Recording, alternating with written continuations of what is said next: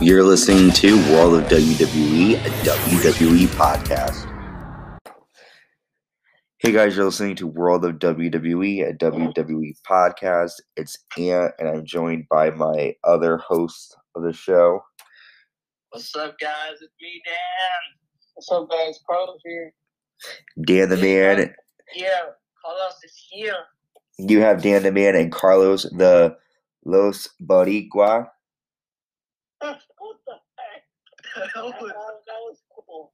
That was cool. All right. I think we need to do that. Like, it seems to be a thing. Yeah, Carlos. Yeah, Los Boricua. I didn't know you know how to say that. Boricua, baby. Truly, to be honest, I'm not a big fan of when people call me Dan the Man, but I mean, hey, if that's what we're going with, okay. Or we'll call Dan Macho Man Dan.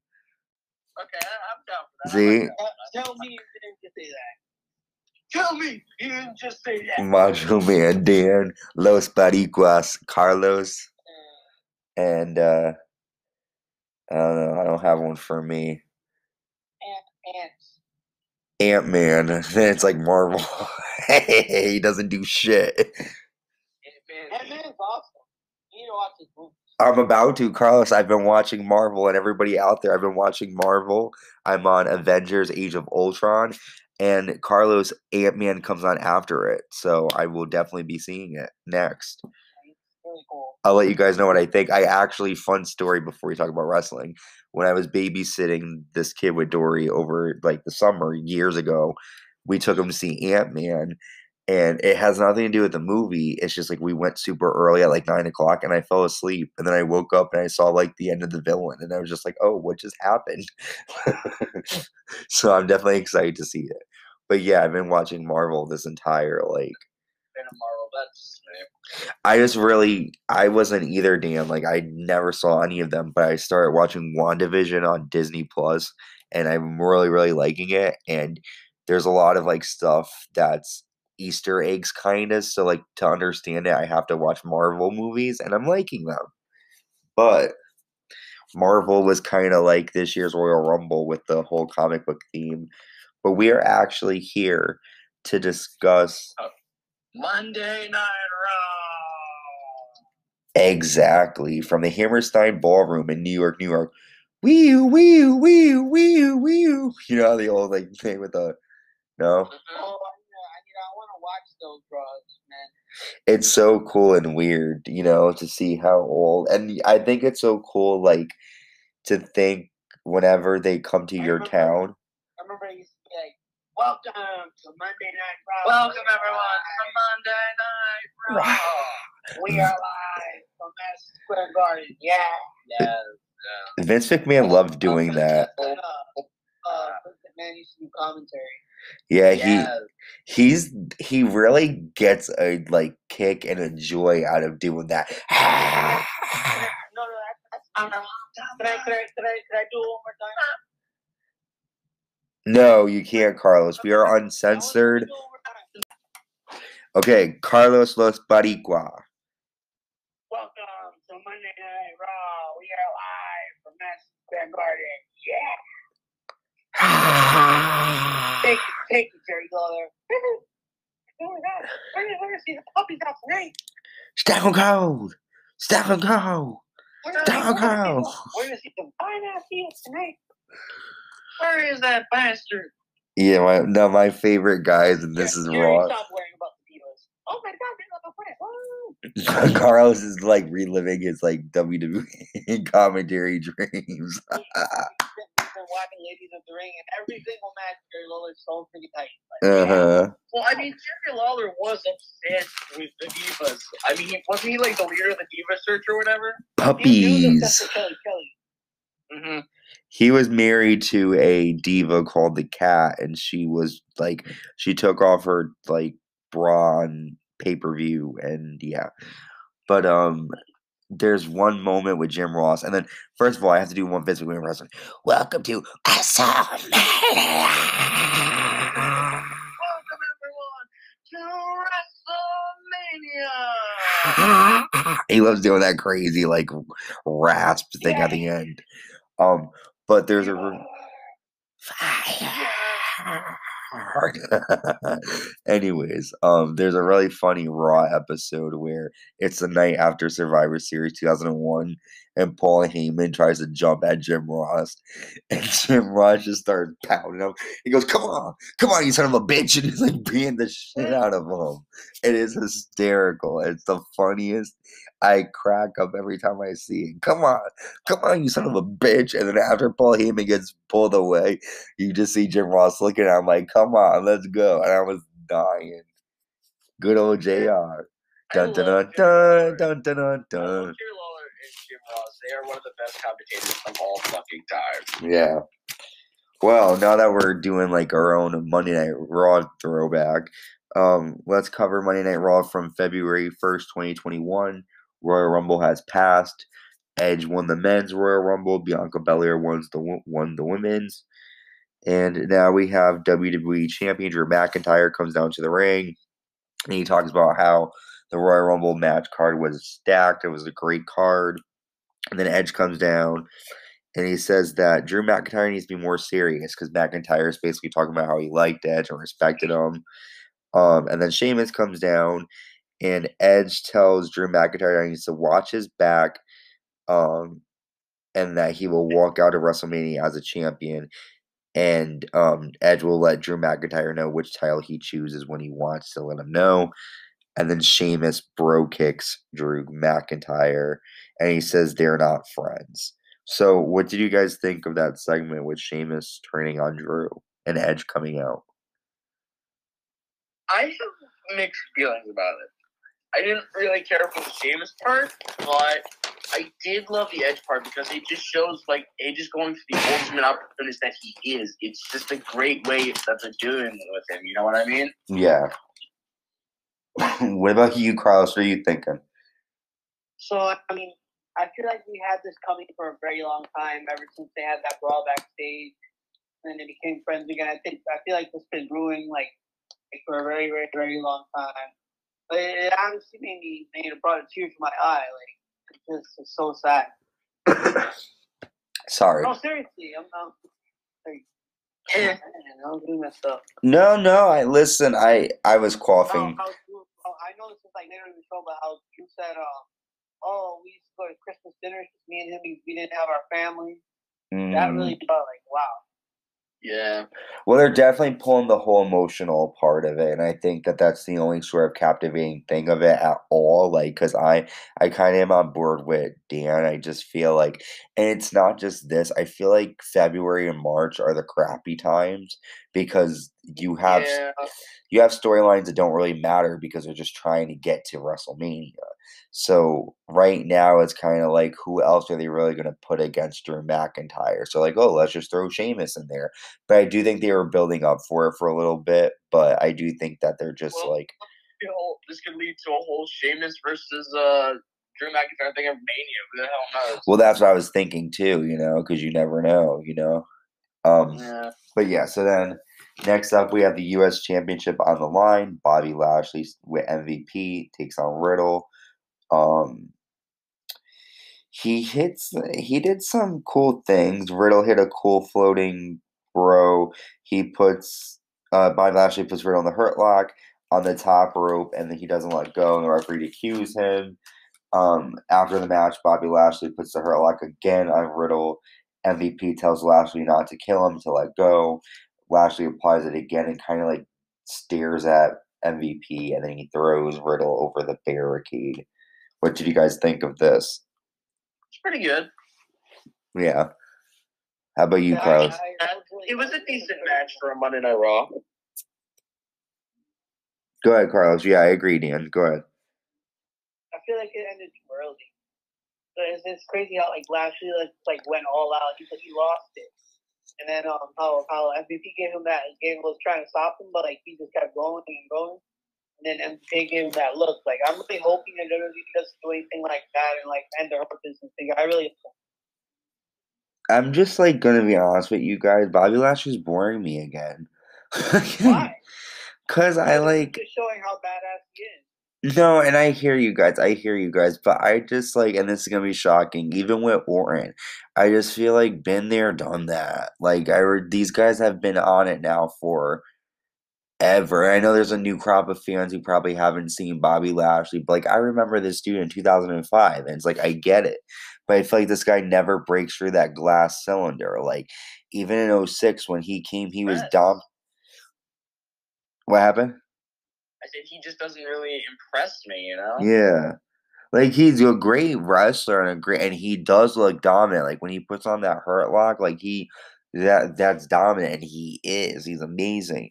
But he kind of reminds me of like Farouk, Ron Simmons. And Ron Simmons was amazing, but like he was a great tag team partner. He didn't really have a personality so much. And I don't think Bobby Lashley has one. And in the WWE, like Edge made a good point, and we'll cover this in NXT's recap. He said that NXT is more about the second W in WWE, whereas WWE is about the E, which basically he's trying to say that the main roster is all about more of entertainment, and NXT is more about wrestling.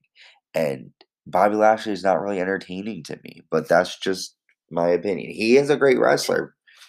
Yeah, he is. It's just, it doesn't have a personality that really makes me care about him. But he is great. Like he is like, I just feel like he doesn't really have also like a challenger that because they build him up as this like big dude and this monster, like there's really nobody that's come to really take him down. I don't know. I don't get it. But he is a good wrestler. Now we see Randy Orton backstage. He congratulates Edge. He says that Edge made him look like a liar. He sent Randy Orton to Edge home to be a father and be with his daughters. And Randy Orton says that Edge won't main event WrestleMania. What did you think of that promo from Orton? It was pretty good. Did it make you guys like want to see the main event? Last year, it kind of just sounded like the same crap he always said, but Yeah.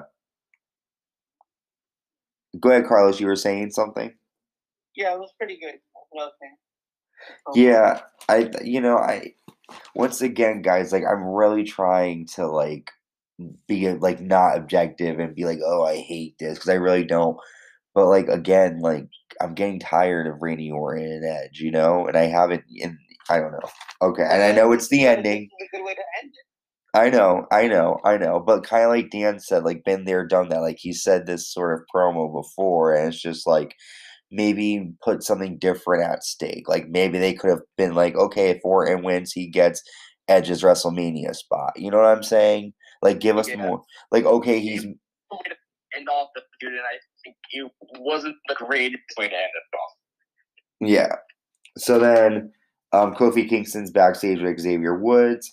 And we see if Xavier Woods, he has Kingston along with him, and he takes on Mustafa Ali with Retribution. Woods got the win after a roll up. And not a lot of stuff going on here. What did you think? All right. Yeah, not really. I mean, I feel bad for not being super enthusiastic about it, but it was just like, yeah, it was a good match. Woods always looks good. How about you, Carlos? I was going to see Kofi back. And yeah, I'm surprised Xavier got the win. But one thing I did hear, because I watched Raw Talk and all that. Apparently, Xavier Woods wants a match with Reckoning from Retribution. Isn't Reckoning the girl? Because he saw that they did the intergender match with SmackDown. He said he wants to match with Reckoning. Oh God! Well, doesn't that like COVID or something? What's that, Dan? Retribution actually confirmed they had COVID. I believe it was the girl from Retribution.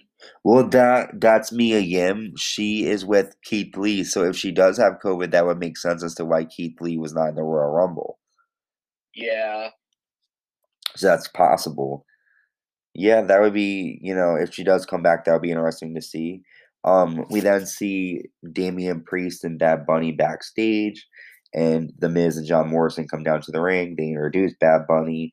They basically want Bad Bunny to join their like group kinda and help them get into the singing business, and they'll help him get in the wrestling business, whatever it is. And he says no, and that his friend invited him, and that's when Damian Priest comes down and he punches Miz, and that was a really quick, hard-hitting punch. Like if you close your eyes for a minute, you would have missed it because it was just like boom out of nowhere, done. What did you guys think? I mean, I'm not a big fan of Big Bunny. I'm not a fan of. I don't know any of his music, so I don't like him. I don't. Yeah. I like him. Yeah, I've been listening since he like started up. Yeah. He's really good. I like him a lot. He's a rapper, right? I'm happy that he's getting his chance. He said that is one of his dreams. So. Okay. I'm not a fan of him. Hey, good for him. If he wants to follow his dream, good. Yeah. Not my cup of tea. Yeah. But yeah, his music is good. I like it. So Damian Priest has Bad Bunny, and he's taking on The Miz with John Morrison. I love Damian Priest. So during the match, Bunny takes the Money in the briefcase. John Morrison gets in Bunny's face, but Bunny hits him with the microphone, and Priest hits the Reckoning for the win on The Miz. What did you guys think of the match? Good. Yeah. I definitely think Damian's really good. I definitely do like him in the ring. Yeah. Very talented superstar, given that. Yep. Next, we have a promo for WrestleMania 37. We know that Save Your Tears by The Weeknd, which is one of my favorite songs out now, is going to be the theme song for this year's WrestleMania. What do you guys think before we move on for WrestleMania, them doing kind of the same theme this year? I know that obviously they don't want to get rid of the stuff that they already have. I'm pretty sure the reason they're doing it is because they still have that all that stuff. Last year. But with the whole COVID thing, they had to shut it down. So I'm pretty sure they're just doing it again this year because, well, they have the same deal from last year. I wonder if they're going to do any add-ons because I noticed that the logo is even different. Because this year's logo, there's more of like a. Because last year it had one sword, and now this year it has two. Yep, and there's like, isn't there like a skull in this one? Because I feel like last year was more like a flag. Yeah, the flag has a skull instead of the WWE logo, which was last year. Yep. So I think that they might do. See, I love the pirate ship thing. I'm going to be excited to see that. It's a two-night thing. Yeah, it's a two-night thing. Do you think they're going to have it live? Get a real arena, yeah. Do you think it's going to be live? I'm excited to see real fans in an arena again. Do you think they're going to film it before, or do you think they're going to have it be on the actual dates, like film it live? No, I hope they do. I hope they do it live. I hope they don't record it. All they have to do is just like put half the fans that purchase tickets the first night, and then half the fans that purchase tickets the next night. Yeah. Well, the thing is, if they do it ahead, fans can technically say spoil it, which would ruin their main event and everything, you know? But they did that with NXT, remember, with freaking Keith Lee winning the title. Yep. And that was an actual performer employee that did it. Yeah, but this one could be like because this one's actual people that are going to the event. That are going to like that. Sure, I just hope they don't. Please, God, just have it be live. Yeah, I don't see why they would record it. I don't see why they would do it. Let's pray, guys. Next. But they'll still be able to spoil it. No, never mind. I was like thinking like if they do the first night, but we're going to be watching it live. Yeah. The Raw Tag Team titles are on the line now. The Hurt Business with MVP taking on Lucha House Party. I didn't really like this match. Shelton Benjamin tagged himself in and got the win after he hits his finisher. What did you guys think of this match? Pretty good. Yeah. Yeah, I like Lucha House Party a lot. They're one of my favorites too. But yeah. I don't get Lucha House Party because they're also in NXT. They're involved in the Dusty Rhodes Cup, so I don't understand. I think they lost, but the match that they were in it. We'll talk about that at NXT, but I get always confused with them because sometimes they're on SmackDown, sometimes they're on Raw, sometimes they're on NXT. I don't get it. I don't get it either. I hope they're not doing the whole wild card crap again. I don't know. They're Lucha 2 shows. That's funny. Shows. Well, maybe because they're cruiserweight, maybe? Yeah, I don't know, guys. I have no idea. Next up, we have a 3-way match for the #1 contenderships for the women's tag titles. We have the former champions, Raw Women's Champion Asuka and Charlotte Flair, taking on the team of Naomi and Lana, and Mandy Rose and Dana Brooke. Charlotte Flair hit an natural selection to Lana, and that's when Lacey Evans and Ric Flair came down. Charlotte tagged in Asuka, and then Charlotte walked out on Asuka to chase after Evans, and Naomi hit the rear window for the win. I like Naomi and the team of Lana. I don't like Lana. I love Naomi, so I'm glad that she's definitely in the title picture. But it seems like we're going to see Charlotte and Lacey Evans at some point. I'm confused on one thing. Because Asuka was replaced with Charlotte. So why wouldn't they put Lana back with Asuka? That's what I'm confused on, you know? Yeah, well, they probably just used Lana as a prop to put Charlotte in the match. True. But, it's interesting to see. I either think we're either going to see Asuka and Charlotte or Charlotte and Lacey Evans. I feel like if they do Charlotte and Lacey, it will be between like February and March during those pay-per-views. And then we'll start to see the build-up. Because also, you guys have to remember, it's going to be in the middle of April. April 11th, right, is when the first WrestleMania night is. I don't know. So they have a lot of time until then. There's like 60-something days. So, the things are gonna. We're on the road to WrestleMania. We just got here, so. Yeah, I just remember back in the day when it would like start in January, and that was like I feel like they stopped. Like I even remember 2011. I feel like that year's road to WrestleMania 27, was really good when they had like Michael Cole and Jerry Lawler, and like the Sun came out and he was talking about like, overdosing, and Triple H and The Undertaker when they premiered on the same night. Like that was in February. So I feel like the buildup was really good. I don't know. We'll see. We're, like you said, we just got here. Then we see Drew McIntyre is doing an interview. He's sad. And, like Carlos mentioned, they spent Christmases together. He says that Sheamus is willing to throw away a 23-year-old friendship. He tells Sheamus that if you want the match, you've got it. We've already kind of spoke about it. So Elias and Jackson Riker are now taking on the team of Jeff Hardy and Carlito. And I was excited to see Carlito back teaming up with Jeff Hardy because I was actually at the Raw that Carlito and Jeff Hardy fought each other at in a ladder match. So it was cool to see them teaming up. Jeff and Carlito got the win after Carlito hit a backstabber to Elias and Jeff hit the Swanton Bomb. What do you guys think? It was pretty good. I was very happy to see Carlito back. Carlito. I spit in the face of people who don't want to be cool. All they need to do is bring back the apple. That's all they need to do, and I will be cheered like hell for them. Yep. Carlos, how about you? Yeah, I'm really happy to see him back too. Hopefully they have him more. Yeah. Definitely. I would like to see him in a title picture match soon, eventually. They just need to... It does look like it, though. I feel like they need to just get rid of Bobby Lashley as champion. Because I feel like, listen, guys, the powerhouse champions, they make it hard for contenders because, like... I'm not saying anything against Carlito. Carlito is fucking jacked and looks good, but like you're gonna think Lashley's gonna win. If you have somebody like a Ricochet or Carlito, you're not gonna really know who's gonna win because they're like kind of like not normal size, but they're not super built, Yeah, I do want to see Ricochet as champion. I feel like he should have. He could like a long time ago. Yeah, so the thing. I agree with you on this. I agree with you on it, but I mean, it also kind of. Because Carlito won a title, like the U.S. title, like years ago, back when like John Cena was U.S. champion. He won it on my birthday in I think it was 2005. Yeah. It was 2005 because he beat the Big Show at Mania for the title. Yeah. John Cena. No, I think it was actually 2004 because John Cena won the U.S. You're title. right. You're right. And then he lost the U.S. title to Carlito on his first match. Yep. And then they built like the John Cena and JBL thing. That's just like Carlito's a former United States Championship. I think he could possibly pull it off. I mean, I don't see but it's gonna be John Cena, but he did.